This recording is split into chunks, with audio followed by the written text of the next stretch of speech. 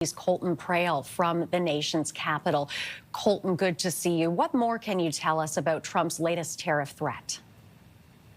Yeah, we're getting this just in from the Canada-U.S. Trade Relations Minister as well, Dominic LeBlanc, who also just put out a statement on social media. And I want to read this and then highlight just something from Mélanie Joly's in a moment. But Minister LeBlanc saying that Canada has taken note of President Trump's comments regarding the doubling of tariffs on steel and aluminum, saying that in the face of the economic threats posed by the United States, Canada remains resolute in defending our workers and communities.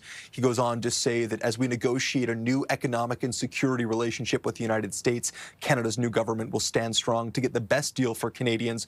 We will take as long as necessary, but not longer to do so. And what you notice in both his statement and the parts that I read and in Mélanie Joly's statement is that there is not a clear response as to whether or not the government is considering further action on the U.S. should these tariffs come into place. And in part, that may be because these tariffs are not in place yet. We've seen Donald Trump speak about them yesterday and post about them on social media. He's talked about Wednesday, June the 4th, being the day that he would implement these tariffs. But as we've seen in the past, with the Canadian response to the U.S., the government has waited for those tariffs to actually be in place to see the executive orders before officially responding. And so at this point in time, we haven't seen the Canadian government outline a clear response, outline whether or not there's going to be an increase in the retaliatory measures that they've put in on the United States. But that's the key development to watch for. It's also something that we're seeing being called for by the steel industry to re-up the retaliation against the U.S. government, given the fact that these new tariffs,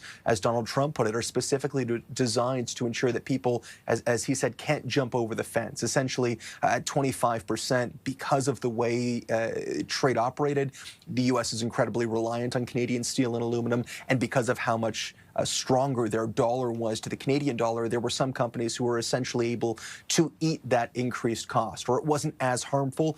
By increasing the tariff to 50%, it becomes almost impossible to avoid, and it is going to pose a really significant challenge, not only for U.S. buyers, but for Canadian producers as well. As you mentioned, it is sometimes difficult to know exactly what Trump is going to do. But that aside, what are we hearing about the impacts that this double tariff could have if Trump, in fact, goes ahead with it?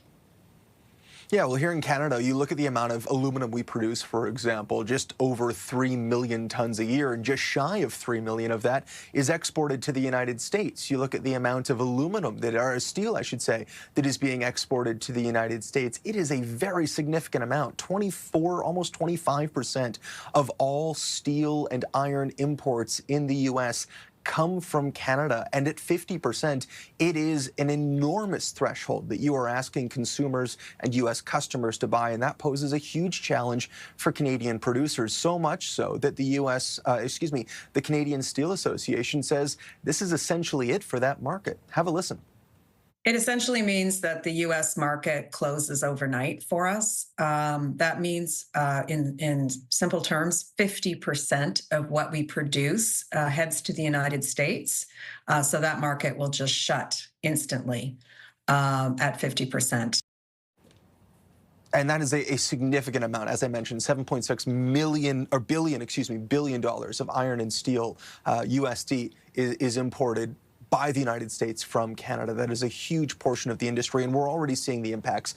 Prices at 25% had already jumped 30% in the U.S. That obviously has an impact on customers. So Canadian steel producers are losing customers already because of these tariffs, and at a higher rate, they're expected to continue losing customers. You've already seen job losses and plant shutdowns, especially in the auto industry.